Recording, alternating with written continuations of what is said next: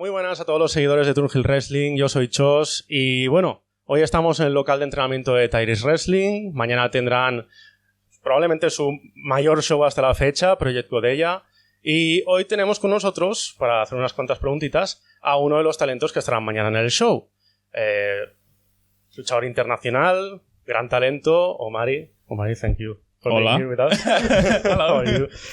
So, first of all, I wanted to remind our followers that you're back in Spain for the second time in your career. I am, yes. First time was earlier this year. You defended the OTT championship against Cesar Bravo in Resist. Yes. And, well, this time you'll be part of the biggest, most important show that Tyris Wrestling has ever done to this day. Exciting stuff, yeah. Which is Project Godella. So how does that feel? It feels great. I love Spain. Great weather. Today, not so much, but in general, yes. I'm really excited. I'm happy and honoured to be a part of the biggest show for the company. Again, there's a big buzz, and I feel like we're all going to have a great time. So, really looking forward to it. There's a big hype. For sure. Big hype. Event. Yeah, sure. So, more specifically, tomorrow you will enter the Tyris Rumble for a chance to become the number one contender for the Tyris Absolute Championship. Yes. And, well, depending on how the match goes, maybe you will face with Cesar Bravo again. So, so I wanted to ask you, what do you think about Cesar Bravo? He's a bit of a dick, right? A bit of a dick. A bit? Only? No. He has a big mouth. Right. Okay. But last time I did face him, he was a tough opponent, to be fair. And, it was a great time. Again, I beat him. So I hope he remembers that. Make sure you send that clip to him. Okay. Hay que cortar ese clip y lo subimos. Sí. Yes. Cesar Bravo, if he wants to catch these hands again, he can catch these hands again. I'm ready. Okay. So apart from you and Cesar Bravo, Tyris has announced lots of talent for the Tyris Rumble. Yes. We have Albert El Piñas, we have Sean Noonan. We also have an old friend of yours in Enriquecido from the Fight Club Pro days. Maybe? So, I know that man. Man very well. I wanted to know a bit about, I wanted to ask you how you usually prepare for any kind of wrestling match, but especially being a Tyris Rumble, being such a unique stipulation, have you prepared in any special way for that? I've taken in some of the culture, You have to be prepared for a bit of the culture.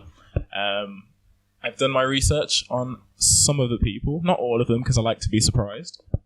To be fair, I trust my ability. I trust that if it's one person in front of me or six, I feel like I'll have a pretty good chance to stand my ground, you know what I mean?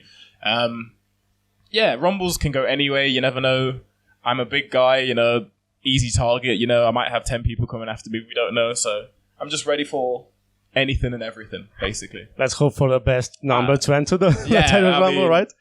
The later the better, innit? Because, that's what they say, but if I draw number one, I've got a long time to go. But you never know. I mean, you never know, but I'll be praying to the wrestling gods, please don't give me one or two, because it's hot out here. So another wrestler competing tomorrow will be Mark Haskins. Oh, yes. And I know you shared a big moment with him last year. You came back from taking a break from wrestling, and you came back to OTT, had a match with him, took the OTT championship from him. I did. Awesome moment. So I wanted to know, how does that moment make you feel now when you look back to it? Like you said, I came back from a break from wrestling. I had no intention of wrestling again. I just moved to Ireland a couple months before that match. I just... No interest, I was there, just happy to be starting a new life in a different country, and figuring things out that way. But the opportunity came, and I got to wrestle Haskins, who, by the way, battered me. Absolutely battered me. But again, I was ready some sort because I managed to get the championship out of it. You know, that was a great day. A day I won't ever forget because it was a pretty big deal. Massive deal for me. You know, OTT World Champion, like OTT's top European promotion. You know what I mean? So to be the world champion of that top European promotion is pretty sweet. So yeah, like, and yeah, like just being able to represent a top European. And will you be rooting for Mike Haskins tomorrow, or maybe you'll go with TJ Charles better? I like TJ Charles, and he's Irish as well, so you know we have to rep where I'm living now. So go on, TJ Charles, you've got this.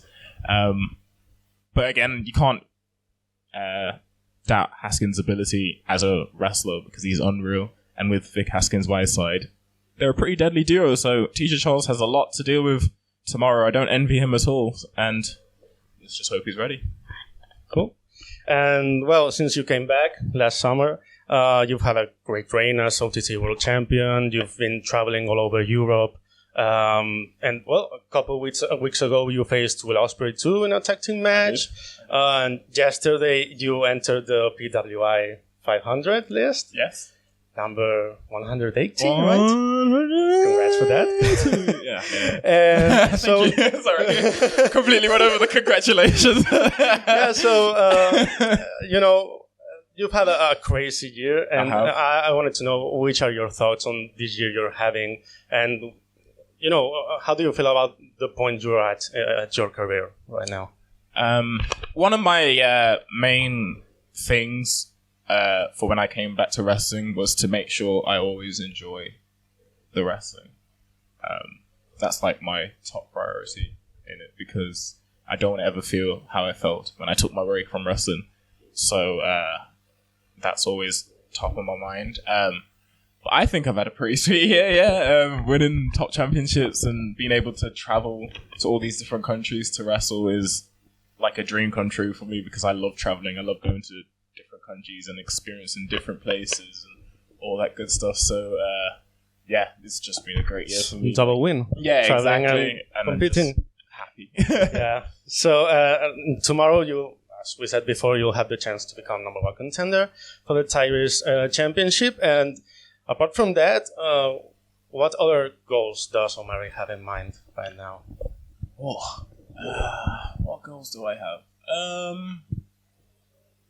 I would love to keep traveling to more countries, even just to train, just to meet different people, to wrestle there if possible.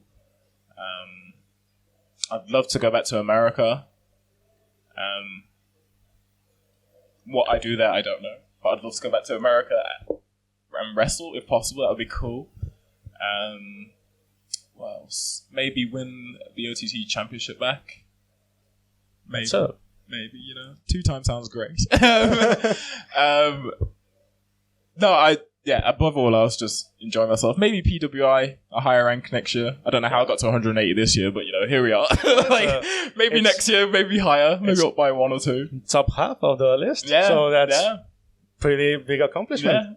So, so we're going to start to close this interview, and I wanted to talk about a topic that is kind of special to me. Okay. Because, a bit of context, I started watching wrestling like in 2007 or so, but I took a break from watching, and I got back into wrestling like in 2015 or so.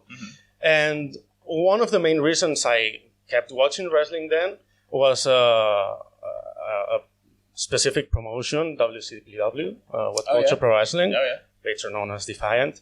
And I know you competed there. I know you've been part of that big wrestling boom that there's been in the UK and Ireland, like especially from 2015 to 2018 or so.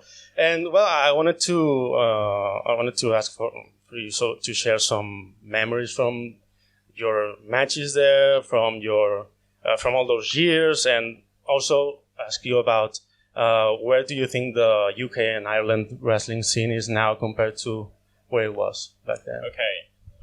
So I'll speak on Defiant first. Defiant was really cool, really good fun. They had a lot of shows because they put out like a weekly product. Yeah, sure. So it was great to be like a part of that at some point. during my career and get many matches out of it. And again, it was the networking, it was meeting new people, wrestling different people that I weren't normally wrestling, which was very cool.